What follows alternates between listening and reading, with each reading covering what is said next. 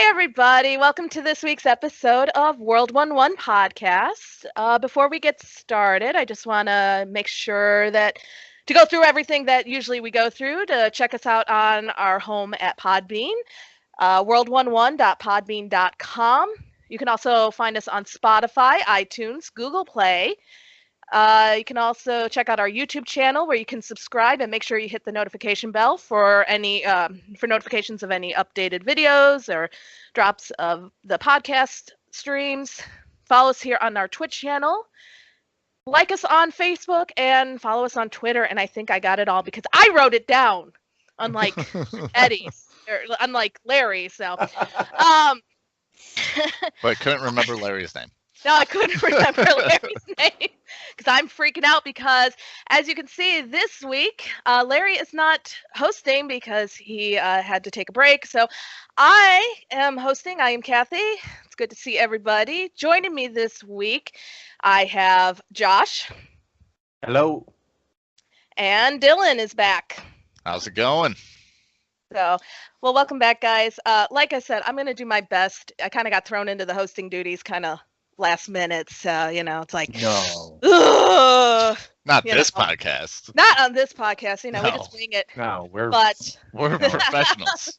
We are the best professionals around, just nobody knows it. So, but anyhow, why don't we get started with Oh My Gosh video games? And Dylan, since you have not been here for the last couple of weeks, why don't you start and let us know what you've been playing? Has it really been a couple of weeks? Yeah, you weren't here last week. I know I wasn't here last week. Was I here the week before? So, well, that's a couple of weeks. So, Yeah. Fair point. Fair point. So Kingdom Hearts 3 came out last night, or not Right. last night, or yesterday. yeah. Yeah. Anyway, I've been playing Kingdom Hearts 3. Oh, wow. Yeah. Mostly. I think I'm like 9 hours into that game. I'm having a blast. It's all the nostalgia, all the single button mashing combos that you expect out of a Kingdom Hearts game. All the trigger words of darkness, friendship, hearts, whatever. But it's a lot of fun. I don't really play those games for necessarily the challenge or the story, because the story is overly convoluted. But it's a fun game for me and my wife to sit down and play together. Okay. Cool. And I've been playing. I got back into Smite recently. Been playing some Smite. What are you playing Smite on? PC. Yeah. Okay. What is Smite? I'm not familiar with that one. It's a MOBA. It's kind of like League of Legends, but better. Third person view. Yeah. Right? Like over the shoulder view. Yeah, over the shoulder view Okay. instead of over top. Top down view. Okay. Which, like I said, it's like League of Legends, but better, in my opinion. You play gods and. Yeah, it's fun. My main is Cupid, which is like this little doughboy of he's like a tiny little fat, he's Cupid. He's adorable, and I shit on people with him, and it makes me happy. I just love seeing Ares and Kuan Yi and all these powerful gods just get murdered by Cupid. I'm just eat my little love arrows and die. Nice. Die! Love Arrow coming! Yeah, I might have to stream it because I think you should. I would like to see that. it's something I really, really enjoy playing. And like I said, I just started getting back into it. What else? Playing Rise of the Tomb Raider, I think. Okay. Yeah. The second one. Second one. Yep. Yeah, I'm playing that with the wife. I rented Donkey Kong Tropical Freeze, and I just could not get past the first 4 hours of that game. It wasn't doing it. I figured it'd be a nostalgic thing because I loved the Super Nintendo one. Right. But something was just missing from it. It was boring. Yeah, I had the same problem with it because we downloaded it and it was just felt repetitive, and it didn't have a lot of games have that repetitiveness, but they'll still catch your Right. attention, and that They you'll want introduced to new play mechanics, or like grabs you. something Yeah. like Right. the Super Mario games, like even Super Mario Galaxy and Super Mario Galaxy 2, essentially the same type of games, but I still enjoyed playing Super Mario Galaxy 2. Tropical Freeze just felt like, ugh. yeah, I So, don't know. yeah. I don't know And I what don't it know. was about it, like, because everything's there for it to be like just like the Super Nintendo, but better graphics, better whatever. Like, but it just Mm. the controls weren't great on the Mhm. Switch for whatever reason. They try to use like the triggers and Yeah. Well, it was implement- because that was what it was on the Wii U, and I'm thinking that it just kind of they didn't really redo it the right way. yeah, like I feel like if they would have just did, Super Nintendo controls and like not like they added some weird like mechanics to it too. Mhm. Like there's like digging and like you pull up stuff. Like I don't want all that. I just want to do my Right. platform. Like I want to jump in the mine cart and like hit gator dudes and do that. Like why hear ya. just give me Right. Donkey Kong. Don't Give me add the game, yeah. don't add all this nonsense. Yeah. So yeah, that's my review of Donkey Kong Tropical Freeze. Leave it in the freezer. Just don't thaw it out. Just put it away. We Just ended put it up outside. deleting. Just put it We outside. deleted it. I mean, we seriously deleted it from our console because it was just like, this is just a waste of space. Yeah, it was. Because we actually got it for free back when we had the point system, the Nintendo Club. Gosh, back when it was the Wii and the Wii U. You check, yeah. So okay, yeah. I forget what it was called. The Mario, Yeah. whatever it was, because we actually earned enough points that we were able to purchase it without actually buying it, and I'm kind of wishing we hadn't wasted our points. Yeah, Kinda- that's that was kind of kinda where I'm at with disappointment. it. Like it was just. I wish I wouldn't even wasted the money to rent it. I actually preferred playing Donkey Kong 64 over Tropical Really? Freeze. Oof. Wow. Wow. Yeah. That's Yeah. rough. I don't know if I'll go that far, but like, yeah, it's about on par. But the Donkey Kong 64 had at least was new and it was different, and they tried something different. Now, granted, I didn't finish that game because I got lost and didn't know where to continue. That was And I me just with am like, Majora's Mask for like 12 years. oh yeah, I didn't finish Majora's Mask until I got it for the 3DS. But Facts. it was like, yeah. But 64. I mean, at least there was something different. But yeah, Freeze was just in my mind. So, but Yeah. anything else? No. At this point, I'm just waiting for Civilization, the new expansion to come out for Civilization. Some other games coming out this month that I can't remember that I was excited about, but obviously not that excited because I can't remember what the fuck it was. I think really Kingdom Hearts is kind of consumed, this month's like Right. thing for me. But yeah, that's where I'm at. Well, I say this month, but it's January, so. It's still January, so yeah. Have you played all the Kingdom Hearts games, or just? Yeah, I've Okay. played. Well, I don't want to say I played all the Kingdom Hearts games. One Let's be and a real. half, There's two- there's 9 fucking games. Right. I've played probably 7 of those games. Every game that I could get, and even the ones that they remade for PlayStation, all the ones for PlayStation I have played. Even the ones that were Okay. on handheld originally and Right. went to PlayStation, I have played those. Now, Okay. I haven't beat them. Okay, You I just played it. I've played them. The only ones I've beat are the main series, Okay. 1 and 2, and I'm working on 3 now.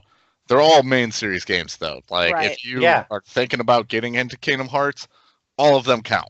Every Right. single one counts. Right. As dumb as it is.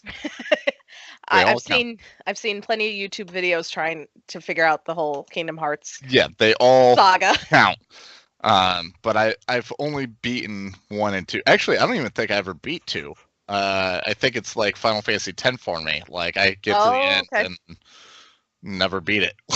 Like I got stuck, I think, on the dude with the water guitar. I can't even remember. It's been so long, but I had fun with it. Cool. Okay, all right, you guys are there. Cool. Yeah, we're here. Yeah. Don't worry. Everything went quiet for a second, so I was like, That's okay. All right, cool. Josh, what have you been playing?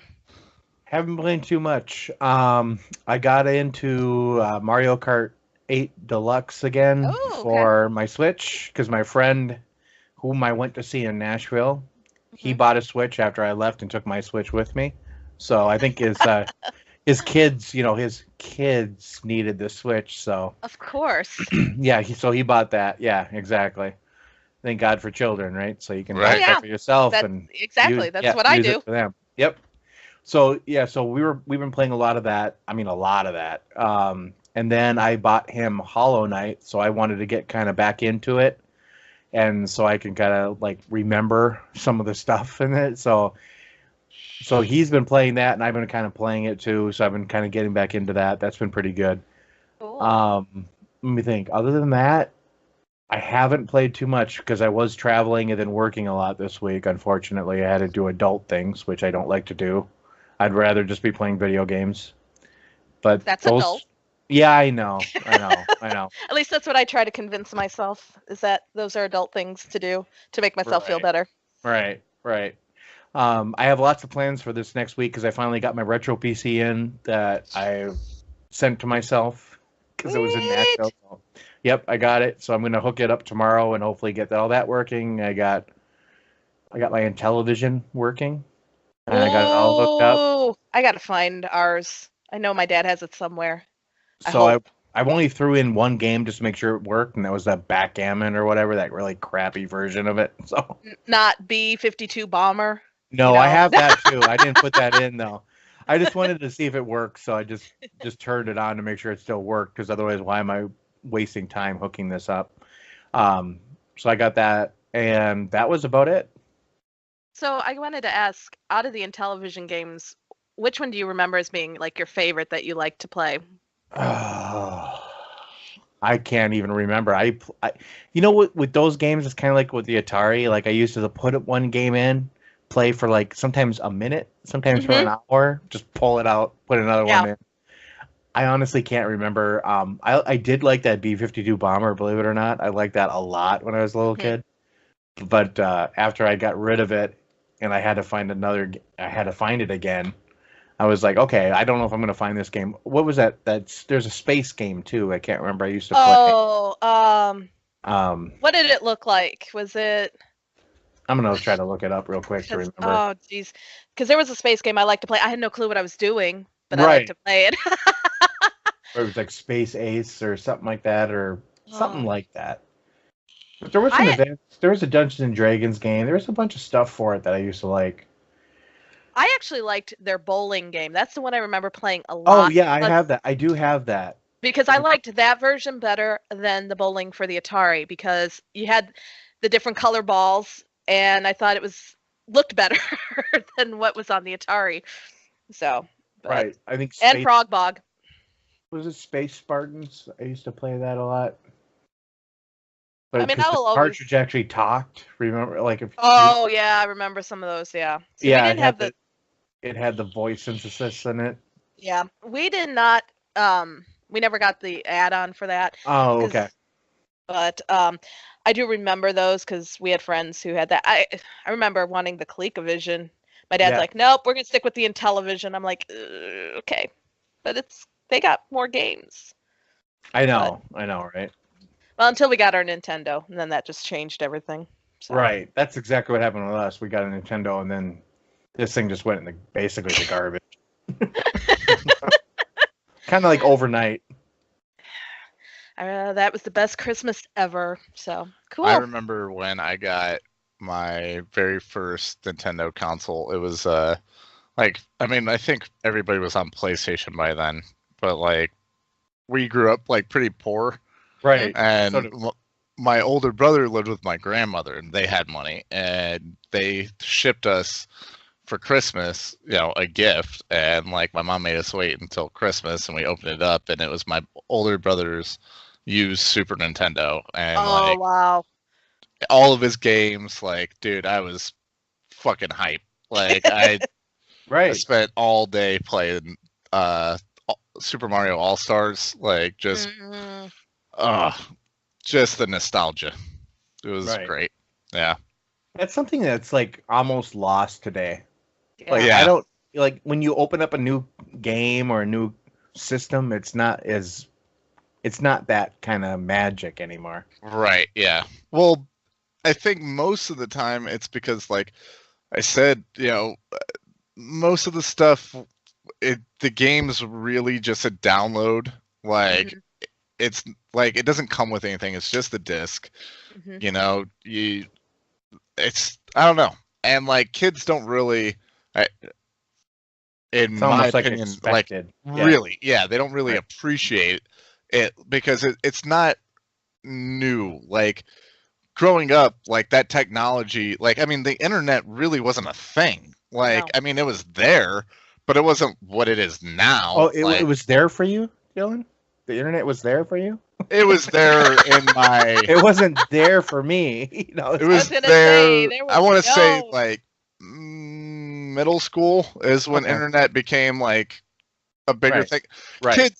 Kids for in elementary school had computers and shit. I didn't get a computer until middle school, and then Oh, like Right. in high school, I actually got DSL internet, and I thought I was the shit. Like I went Oh, from yeah, playing that is cool. StarCraft on Oh. dial-up to playing StarCraft on DSL, and I was like, yes, I am a god. Yeah, you have a It's like- broadband connection at that point. Yeah, exactly. I was like, I can now get there faster. Like, Right. yeah, it was a whole thing. Yeah. No, that was real back then. I know. Oh yeah, yeah. It was, and like, there's a kid that lives with me. He's 18, 19 now, actually, and I had to explain to him like what DSL is, like, and what home phones are. Like, he had no idea what a home phone was, Yeah. and like, I was Let like, alone a rotary God, phone. I'm feeling old Yeah, over here. exactly.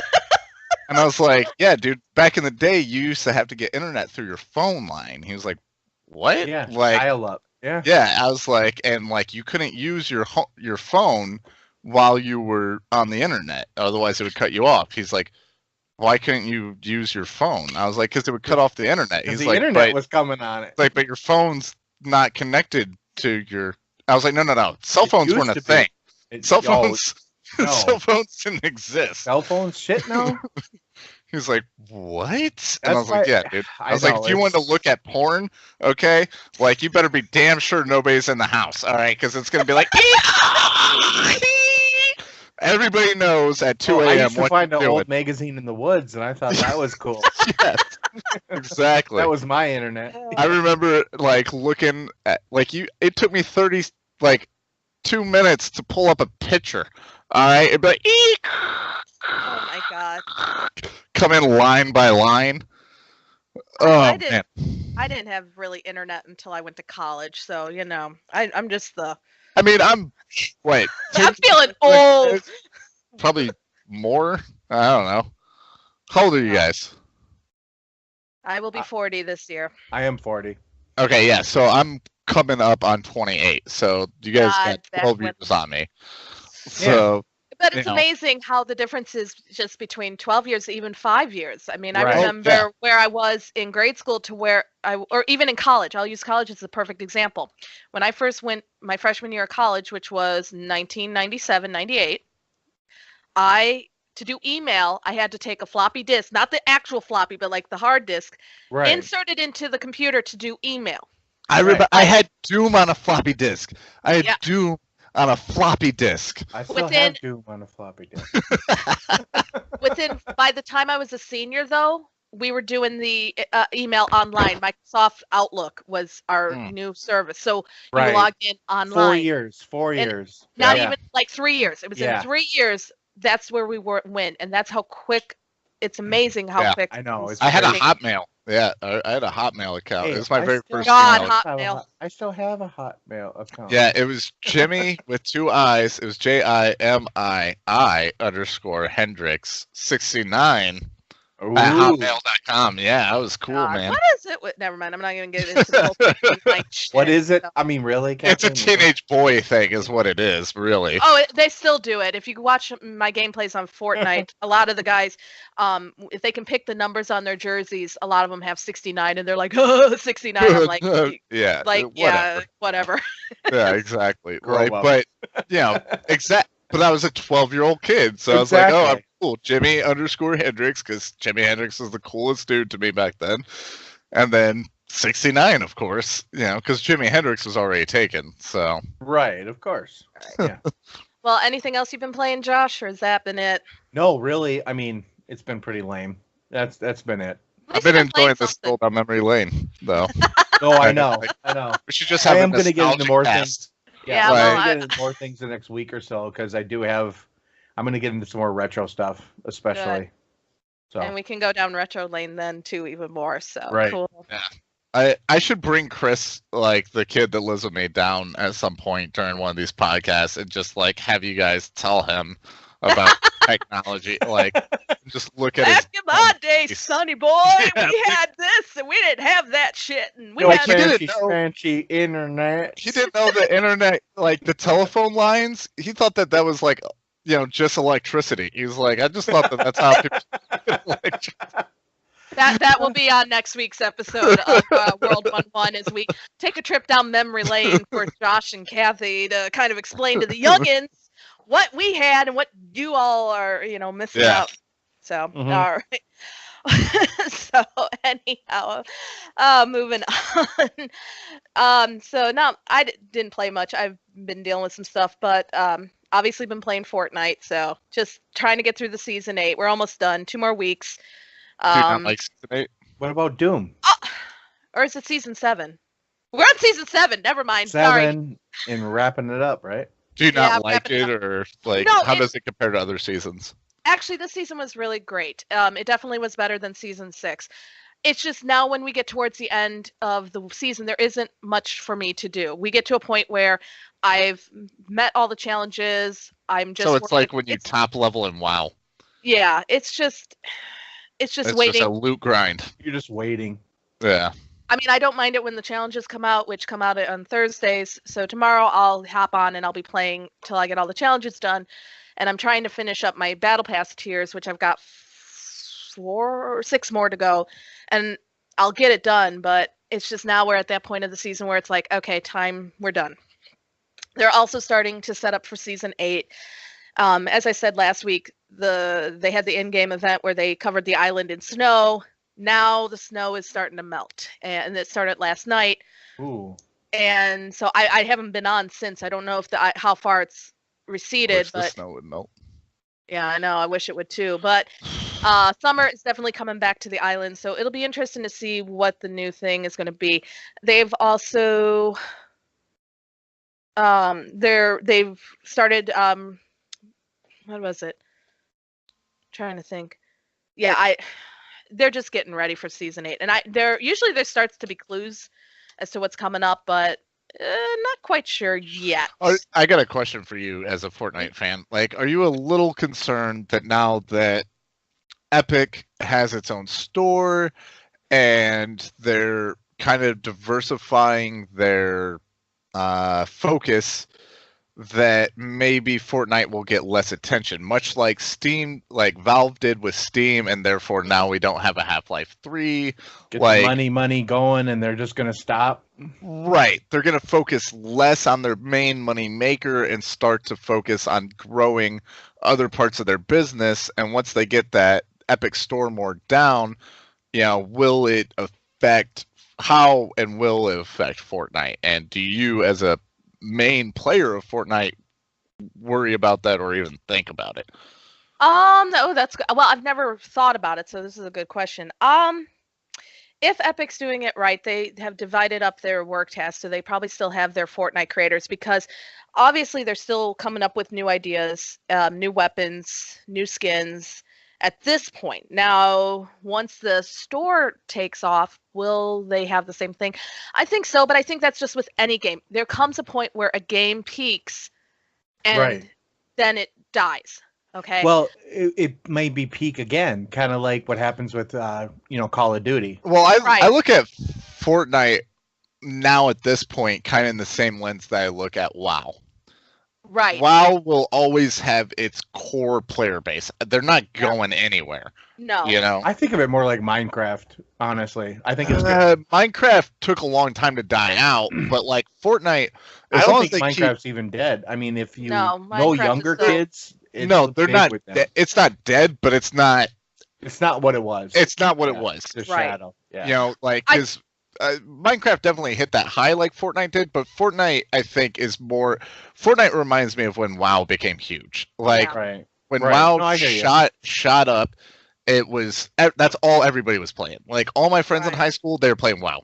Everybody was playing WoW, and those same people are still playing WoW, or they eventually fell off, and like new players come in. But like WoW continues to keep going strong because they release good content updates. Now there's still a lot of people bitching about this and that and blah blah blah, and That's how it's any not game. the same as it was originally, but I feel like that's kind of what Fortnite's gonna do.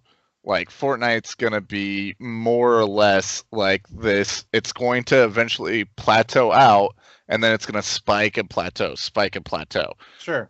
Um, That makes because sense. it's got its core fans, and Fortnite's more like it is a battle arena, but like there's a lot going on for a battle royale game. So I'm just kind of interested in what Fortnite fans think of the Epic Store and how it might affect the Fortnite game itself. I wouldn't be surprised to see we might see some effects, but right now they're very minimal. I actually, as a Fortnite fan, I'm excited about the Epic Store because I think it brings up a point that Eddie brought up in his yak from last week. If you haven't heard it, definitely go back and listen to it. But where he talked about Fortnite players need to play Mega Man. I think he made a good point in that Fortnite players do need to branch out, maybe try some other games. And I think the Epic Game Store is a great opportunity for those of us who play Right. Fortnite to Right. have access to different games. There are games on there that I never would have tried if it wasn't for the fact that Epic is releasing some of these games for free, like Super Meat Boy, Subnautica, Hades, or not Hades. What was the other one? Or What Remains of Edith Finch. But even Hades, I never would have tried had it not been on the Epic Store, because I never would have noticed it. So I think agree with that. Yeah. I think this actually could be. I think it could help continue to boost, or at least keep the Fortnite fans engaged in Epic. And I think Epic also does very well in listening to their fans. And I think if the fans of Fortnite stay true to Epic, I don't think they'll be disappointed with Fortnite. But I do see your point on the whole WoW and the comparisons, and I do think that we will see that happen with Fortnite. But I do know new players are coming every day. I meet new players all the time. So Oh, it's still, absolutely. I don't think Fortnite's I- going anywhere anytime soon. My No. concern is for their I just well, not even concern. I'm sorry. I don't mean to Right. keep cutting you off. No, but it's okay. the core fans, the people that have been there day in, day out, people such as yourself, people that I know other than yourself, how is that going to affect their core base? You know, I don't know. I don't. Again, this is just me. It's not affect. It's making me actually. It's not. It's so far. It isn't affecting me. I have the same feelings with this game every season. We start off the season. I'm all into it. That's all I play. And then towards the end, once the challenges kind of wear out, then it's kind of like okay. And that usually happens always about week 8. Then it picks up because the new season starts. I think they have it spaced out perfectly. If they continue to do this every 10 weeks, that gives them quite a bit of time to come up with their new stuff. But again, it depends on who's working on the store too. Does the money go back into Fortnite? go back into Does the Fortnite Fortnite? money Does go into the game? store? Right. Where is the money? This Well, cross money That's going? the whole thing with Epic is that they're not a publicly traded company. Right. So I mean, their money is their own. So I'm Mhm. pretty sure that they're investing. How long in the do you future. think it'll take for them to go public, though? Like, But they if never the store- have, and I don't think they ever will. Especially with the way that they're going, it's because this is a whole nother discussion on this. But Yeah. I really, Yeah, well- I really do feel that I don't think that with the people that run the company now, I don't think they're going to go public. It's Yeah. hard though when you look at other companies that could have stayed private. Like if that investor money it's tempting. You know what I'm Right. saying? Like because they're like, oh well, if we go public, we could sell stocks. Stocks can give us a shit ton of revenue, and we But can it's a put that back. volatility too, which they Right. don't need right now. No, Th- right now, Yeah. Epic, if they continue to play it, Epic is in a very, very good position to go very, very far. Like Epic could cut out Steam. Like they're gaining more and more traction to the point where like it's starting. Like I'm a die-hard Steam. And there are a lot of people like you, Dylan. Yeah. that, like they don't want to switch this from Steam at all. Right. Right. I've got all my games on Steam. Steam's been very good to me. I love their refund policy. That's like my biggest thing with Which Epic. is new. Yeah. Yeah, it is new. But like I've never had a problem getting a refund from Steam. Right. Even Right. 4 years ago. Like I've never had a problem getting a refund to Steam. I sent an email, Right. they've refunded get it. it. Like yeah, Okay. it's never been an issue. Sure. My Epic, I don't know what their refund policy is, but I'm starting like to see that like Epic they're making moves. It's And I'm going to cut you off there because I think this would be a good discussion to have on the back half. Yeah, Sure. And so I think we'll continue this when we come back because I think this would be a good time. Why don't we take a break? And then, like I said, we'll come back. We'll continue this discussion so that way you we play can go any other further. video games, Kathy? I Sorry. did. No, We it's got okay. off I'm our sorry. I bit. didn't mean to. No, it's okay. I didn't want to interrupt you because I think this is a great topic. And I think this would be a great thing to continue. I think let's move it to the back half. I did also play Doom. My brother gave it to us for Christmas, and so I started playing that. And I like it. Actually, I've never played it. Never played the original Doom when it came out because I never had access to any of those games. And Which Probably one are you would not- playing? Like Doom, the last one? 2016. Okay, all right, cool. 2016, yeah. So, and I did stream it, so it is on our Twitch channel. So you can see. Of course, I died like within the first 5 seconds of getting off the table because I didn't know what my trigger button was to start shooting, or I didn't even know what I was doing. So, but I like it, and having played Fortnite, I think made it easier to transition into this game. Although I'm a little, as a completionist, I miss some things, so I'm like, I want to go back and find them, but I know I can't. And there were areas I'm like, how do you get to? And I couldn't figure it out, and I'm just like, fuck it, I'm gone. And I'm not even playing on easy mode. Let me point that out. I even went through the different difficulties to decide what I was gonna do, and I did not pick easy mode. I picked the normal mode, and I'm sitting there thinking this is too easy. So I think I might up the difficulty because it looks like you can mid-game. So, and then if it gets too difficult, I can just be like, we'll go back. So Yeah, Doom But- is that game is nonstop action. It's a ton of fun. My favorite Doom, which is controversial for Doom fans, is Doom 3. okay. I fucking love that game. It is. I think a lot of it's nostalgia, just because me and my brother played it together. But that game's more. So Doom's originally much like Doom 2016. It's like a corridor, fast-paced shooter. But Doom 3 takes the whole thing, the whole franchise, and puts it in a different direction, and it's more okay. this like Survival horror. slow, Yeah. survival Okay. horror. You got kinda the game. flashlight you can't turn on at the same time as your gun. Okay, You yeah. can't- Yeah, it's Oh, It's not- crazy. not for me. No, not for you. Kathleen. I Not at all. fucking love it. Like it's. I don't even like survival horror games Well, for the what most did you part. play? What did you play it on? Xbox. PC. PC? I Okay. played on PC. I actually think. No, that one was a CD. I was gonna say I almost think that was a floppy, but no, that was a CD. That was No, I got it on. I got an original Xbox. So yeah. I played that game PC. Me and my brother played that game.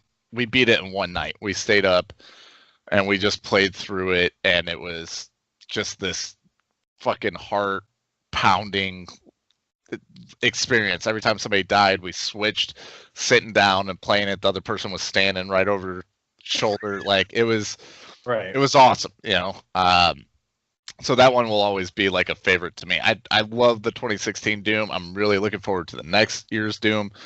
But yeah, it's Doom 3 to me is awesome. A lot of people don't like it because it's such a huge divergence from the series. But Right. it's great, you know. Just like Dead Space, I love Dead Space. I would love to play Dead Space again. Me and my brother, like, once every 5 years, play through Dead Space 3 together again. Like, Nice. it's just something that we do. So yeah, I'm glad that you're playing Doom. Doom is awesome. It's a fun ride. I would, It is. if you It can is fun. make it through it, I would highly implore you to try Doom 3 because it is. Yeah, do we want me to die or I can't play Resident Evil games without freaking out. So well, you know what, that might make for entertaining. Actually, you know, that is It something would I'd be like very to do. entertaining, yeah. Or if you want, we could play through like Dead Space 3 together sometime. Yeah. Oh yeah, That would be Yeah, that would that's co-op. that is awesome a game. Yeah. that would be cool. Yeah, no, that would be a lot of fun. No, I actually would play. Like I said, it's actually very entertaining to hear me shriek and scream, and I totally play like I know it's stereotypical of the gamer girl to do those shrieks. No, this is literally not me faking it. It is I freak myself out. So, and anytime I get surprised, and it's Oh, I in shriek real like a life little too. girl too. It's terrifying. Those games are fucking terrifying. I still remember the dogs in I Resident still won't Evil. play. God, what is that game? The one with the camcorder. Starts what is that? Starts with a C. I know. I think I know what you're talking about. I just can't think of it. Oh man, yeah, the one with the camcorder, like, and you're in the insane asylum. That game is fucking terrifying. And you don't. There's no weapons. You just have the No, camcorder. you just have the cam the whole time. Shoot, I watched somebody with play that. Oh God, that was a great game to watch.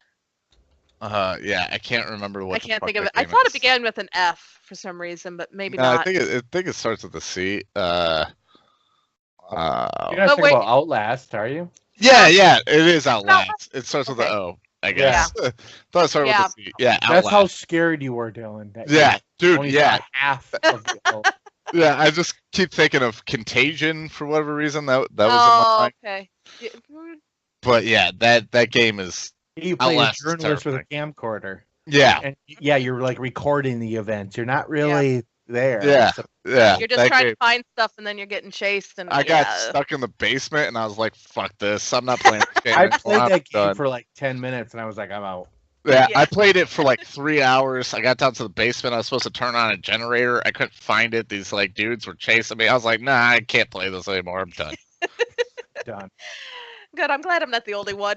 Yeah, There's just no. certain games I won't play. I'll watch, but I won't. I play. enjoy horror movies. I do not like playing. Like, there's just some that added like I control the person. I'm just, I'm out. I'm out. Well, I'm okay if somebody's there, joking with me. Same with like horror movies. I can't watch horror movies unless somebody's there saying, with me yelling, "Don't go down there! Don't do that! Oh, you're gonna get it!" If we can make fun of it, then I'm okay. But Right. horror movies, horror games. Bird Box is overrated. I'm putting that on the podcast. I'm putting it out there. It's What? overrated. Right Bird before the Box break, he's saying, It's Bird Box? overrated. Yeah, it's overrated. I just want Okay. everybody that's listening to know that movie isn't as good as everybody says it is. It's not. I don't care if it has Sandra Bullock or not. It's okay. It's okay. That's all it is. It's It's okay to okay. hate it. Yeah, it's fine. Just admit that it's all right. It's just an okay movie. The other movie that's similar to it is better. Okay. Well, I think that's a great place to to end right there, and let's go on a break. All right, and we are back. We are now in the back half of this episode, and this week we are going to be focusing on some news with the news desk, and like Larry says, all the beep beep beeps and doo doo doops, blah blah blahs, blah blah blah blah blahs. All right, so anyhow, so we're going to kind of continue with something we got talking about in the first part of the show when we were talking about Fortnite and Epic, and that is the whole controversy with Metro Exodus is now only going to be released on the Epic Store. So Steam will no longer have it, but Steam is honoring its pre-orders. So, what are your guys' thoughts on that? Well, it's not even Steam that's honoring the pre-orders. It's the developers honoring the pre-orders, because Steam had an agreement with them ahead of time, like, hey, like, we're going to release this on here, no problems, blah, blah, blah, blah, blah. And they're actually going back on that and going with Epic, because Epic, pays developers more money up front. Instead of having to meet sales goals, they just automatically get that, 88% or some shit. Yeah. Yeah, it's just a huge amount. Yeah. So, yeah, that's kind of rough for Steam customers. Like, in my opinion, like, I'd be pissed if I was like, Steam. Like, had I pre-ordered that game, I'm not a big fan of the Metro series. Like, I like them; they're cool, but like, it's just I've tried them. I haven't gotten into them. Like, I think if I actually buckled down and played it, I'd really like the series. But so far, I just haven't had the time, and there's games that grab my attention more. Well, and I think, I mean, if you notice, now the Steam customers are giving scathing reviews of Metro Exodus already. So I mean, they are definitely pissed, and by all means they should be. I feel like they're justified in that. Yeah. Like, I'm sorry, like, once you make a commitment, regardless of what your opportunities are to make more money elsewhere, I don't see why they couldn't just be like, hey, Epic, we will also release it on your store. It's not going to be a exclusive deal. Well, obviously that was part of the deal with Epic. That they had some kind of, you have to release it exclusively. Right. I feel like Epic kind of pushed them for that, and they were like, fine, cool. Like, I'm sure they lined their pockets fat for it. Oh, they did. Like, on top of that 88%, they got something. Like, I'm sure they got something. But as a consumer, like, me wanting to buy your product, fuck you, dude. Like, if I was somebody that pre-ordered on Steam, even though I was still getting my thing, I'd be like, I'm not buying any more games from this publisher. Just like Bethesda, I'm done with Bethesda. Like, the whole Fallout 76 has made me, like, disgusted by them. Like, I don't know. They'd have to, like, the next Elder Scrolls game has to be so fucking amazing for me to even consider purchasing it. Like, I don't know. I have Fallout 76 and I mean, not 76. I have Fallout New Vegas and I have mods. Like, I'll be fine. You know what I'm saying? I don't really need anything new. The modding community has done something amazing for those games. So I don't know. Like, the audacity to go back on pre-ordering through Steam or wherever. I don't care if it's Xbox, PlayStation, whatever. Like, you need to be like, okay, we had an agreement with Steam, let's do this, and then we will also release it on Epic. Yeah, we'll have to cut our losses. Like, basically the company is being like, oh, the amount of customers we lose aren't going to be worth the money that we're going to gain here. Right. So, and maybe that's true. Maybe they're, Metro's not as popular as maybe I think it is. Well, and we're gonna get more money. I think that's where it's happening. Like, there's so much stuff releasing that day. We've got Crackdown 3. We've got all this other stuff. We've got Metro. They need to make their money. So.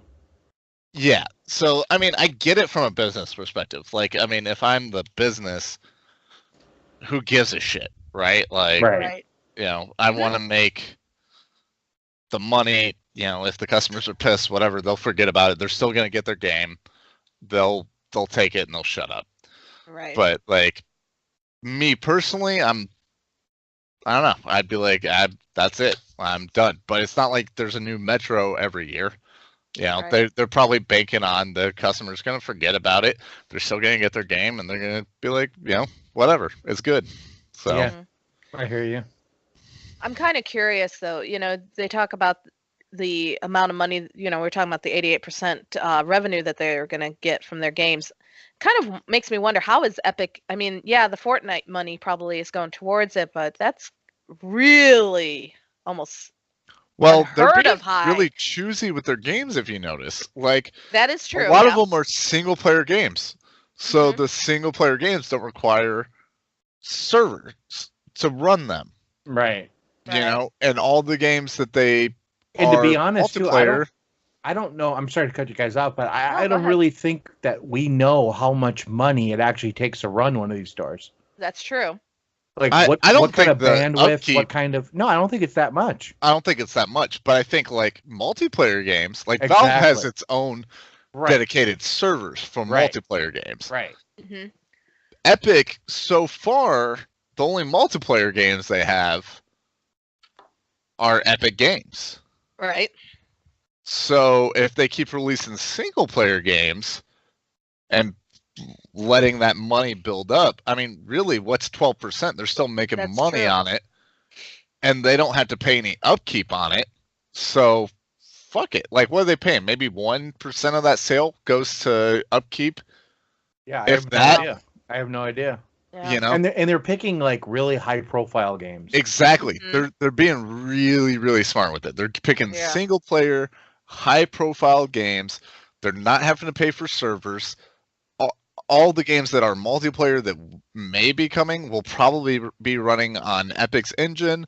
Will probably be running on Epic's, back end servers. Like, Right. or the games themselves will have dedicated servers through the publisher.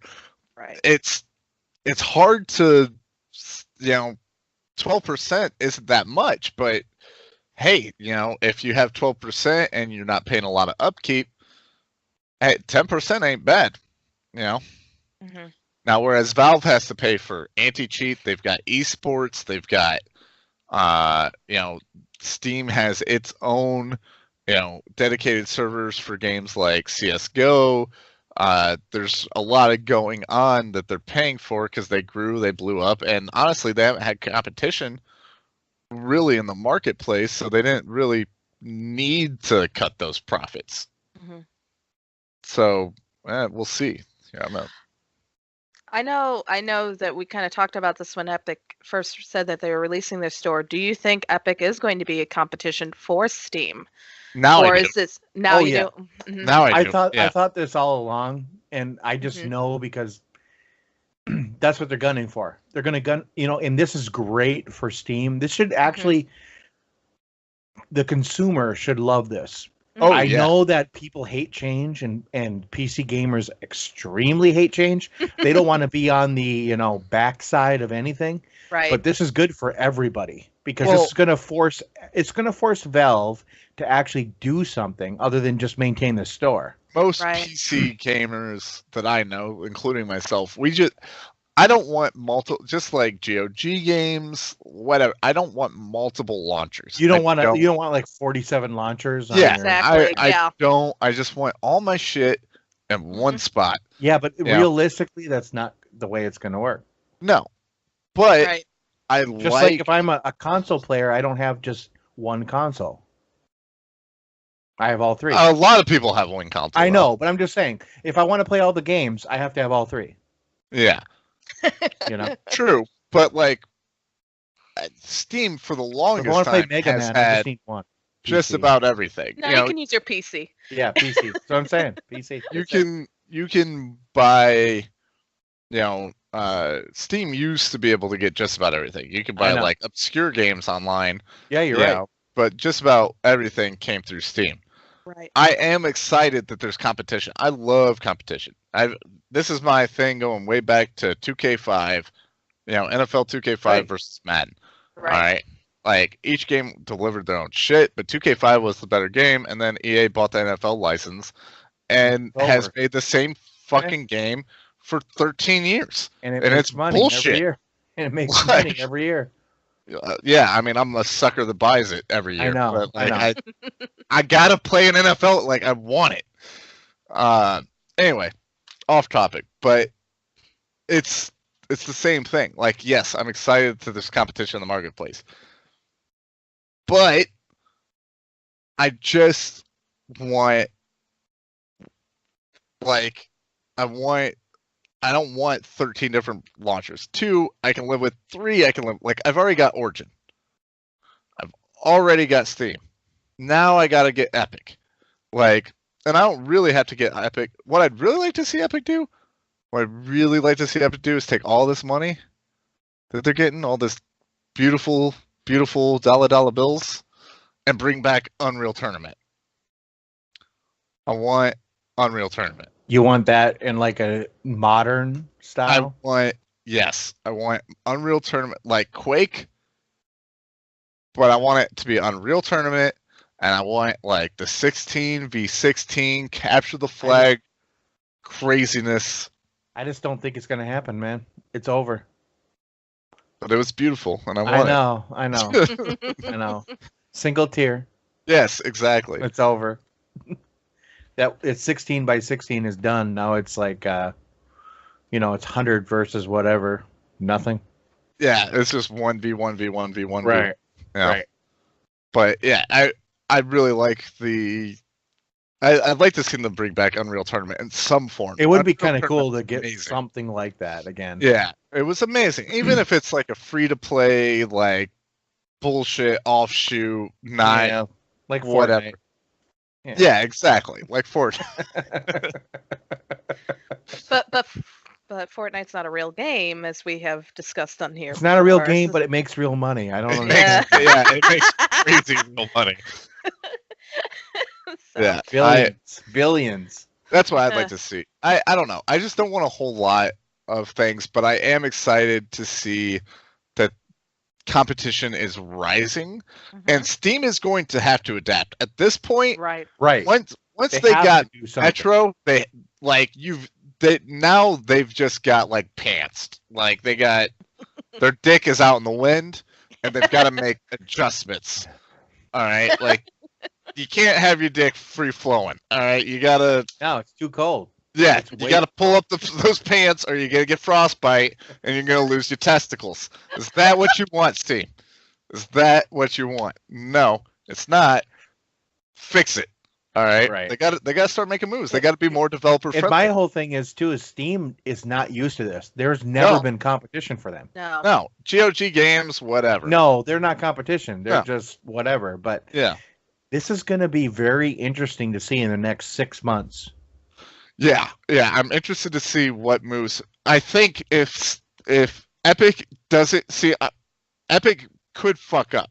They could fuck up and they could overreach. Yeah. Because right now they're winning.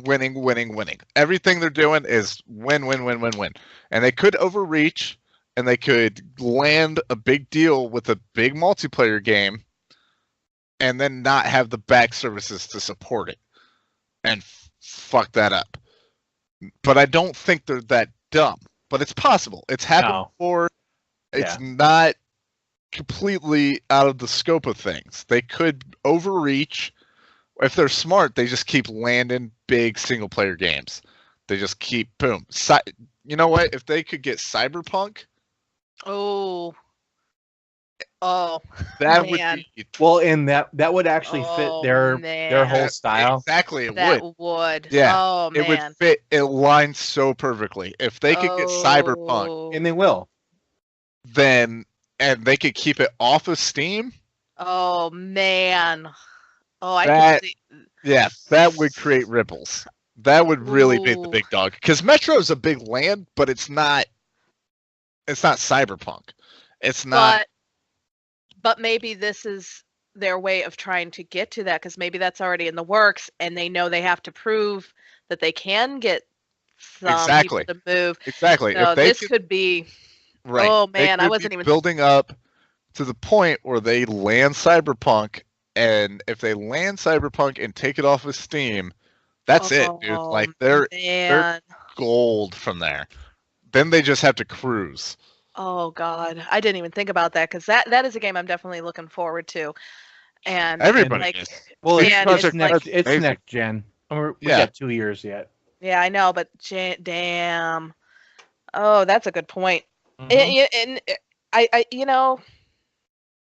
this whole like you said, this is, I've used Steam myself, and I've always been very partial to Steam, only because I think of the ease of it. That's where Epic is also making, bringing themselves into. It's very My easy two to use. biggest problems with Steam or Epic so far Yeah. that they Mhm. need to get on if they want to be a direct competitor.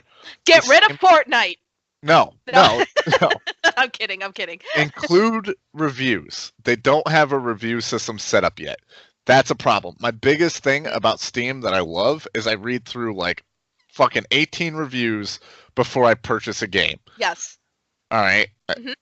And then 2, they need to make sure that they have a customer support like system in place. I know that they've changed the refund policy recently, which matches Steam's, but I'd like to see a better customer support than Steam's. I hate fucking email. At least just have an online chat. Yeah. You know what I'm saying? Like right now they don't really have that in place, but if they could beat Steam's customer support and also add reviews, I mean, to me that's you're moving in, you're doing really good. Yeah. So And that's probably all stuff that's coming down the road. It's just Right, yeah, not they're there still yet early because on. they're. So I mean, I could see that happening. I think they were just trying to see too, will this be a success with what they've done? They played it smart. They've had the games that are free, which aren't bad games. It's not like they're No. throwaway games by any stretch of the imagination. I still don't know what to do with Subnautica, but yeah, Yeah, neither do I. I've opened it up. I'm like, yeah, okay, whatever. I'm But just swimming around. Yeah, my son understands it a little better than I do. He says it's like Terraria, just underwater. I'm like, okay, sure, whatever whatever. that means. but it'll be interesting to see. And I'm where- excited though. As a Yeah. consumer, I am very much excited. This is what I hope for all the time with the NFL license. This is what I hope happens to the Star Wars license. I'd like to see more competition in the marketplace, because more competition in the marketplace as a libertarian means better prices for me. It's Okay. better prices. Yeah, better for everybody. Yeah. Like it is. I mean, Yeah. look at what happened when Sony did Instant Game Collection. All of a sudden, we're getting games for gold from Xbox, Mhm. and now Yep. that continues to this day. That's like 8 years ago, Xbox does it Six- better now though. Like Yeah, they do. PlayStation- Yeah. but it ramped it up for everybody. Yep. Except for Nintendo. Nintendo's the only one that doesn't give a fuck about what's going on in the marketplace. So like, No, they you're never gonna have. buy. Yeah, you're gonna buy our shit because we have Mario. And if you don't want to play Mario, then you don't need our shit. Then you Fuck got off. Zelda. If you don't like Yeah. Zelda, then you got Kirby. If you don't- Metroid or whatever. Yeah, like that's the thing about Nintendo. They're like, we make all of our own games, so whatever. Like, pretty much. yeah.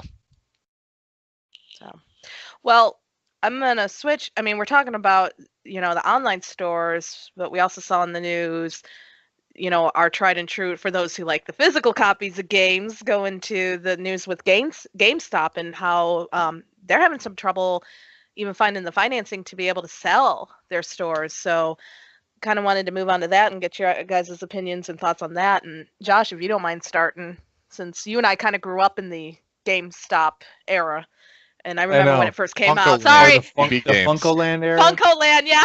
Hey, I So- grew up with Funko Land, guys. All Hey, right. no. I was there to Dylan, watch them go out of business. Okay. Like, Yeah, exactly. You remember? I I'm not remember. saying you don't remember, but I'm just saying, This is Josh great. and I. This is Josh and I's. I think I remember when they first came wheelhouse. out. Yeah, yeah. I don't remember So, that, but I remember going out of business. I cried. I remember crying, like, because I went. God, It was my Funko Land. birthday, and we went to Funko Land to go buy me a Nintendo 64. Me and my grandma, and I went to go open the door, and it said closing, going out of business sale, and like it was like last week, and I couldn't get my Nintendo 64, and I just bawled like a little baby. Aw. Like, I was so sad, and then we went to GameStop. And then you and got it comes full circle. Yeah. and it came full circle. Yeah.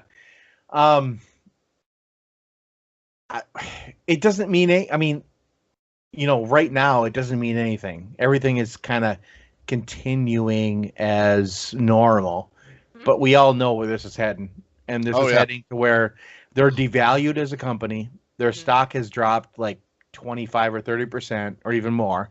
Hmm. And it's just, I believe last time I Toys checked, R they Us, were at like $11. Toys R Us went through this downward 40 cents. spiral. Radio Shack went through this. Companies before have gone through this. Sears, Kmart. I mean, Yeah, a lot. yeah. I mean, Blue Light Special this shit because it's over. I Yeah. mean, Yeah. it's just it is just the slow downward spiral that it's just how much can they hold on. I would, Honestly, they have this.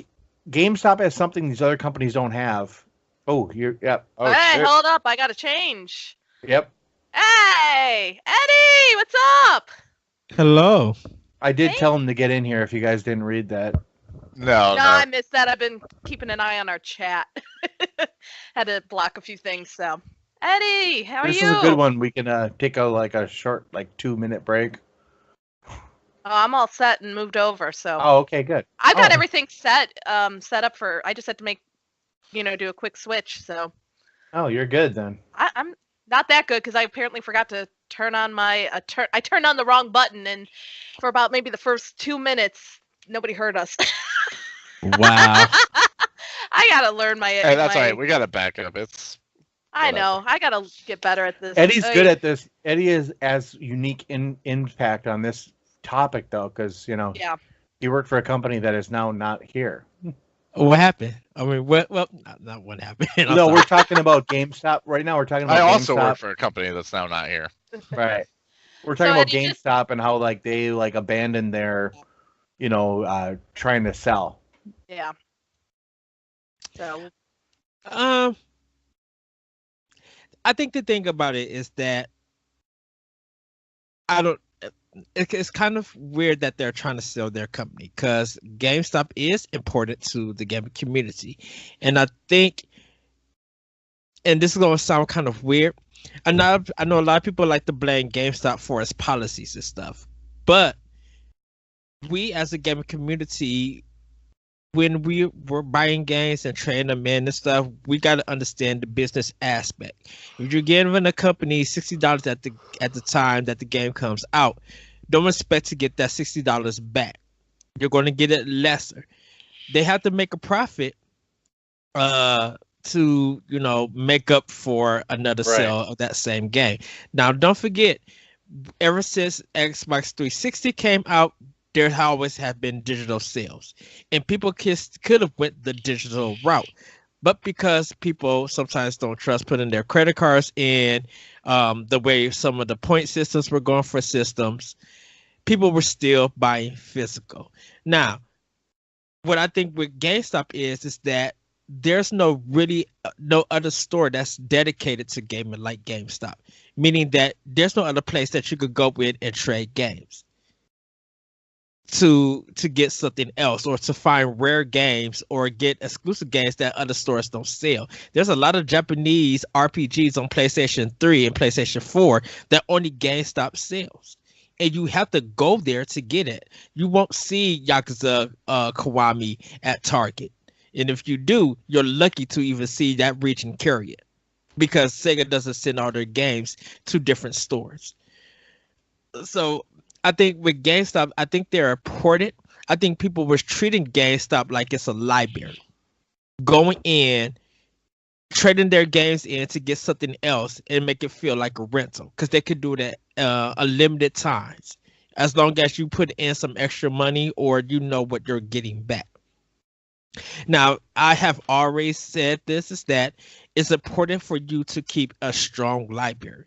If you don't like GameStop business practices, then keep the games that you buy from them or buy any other places.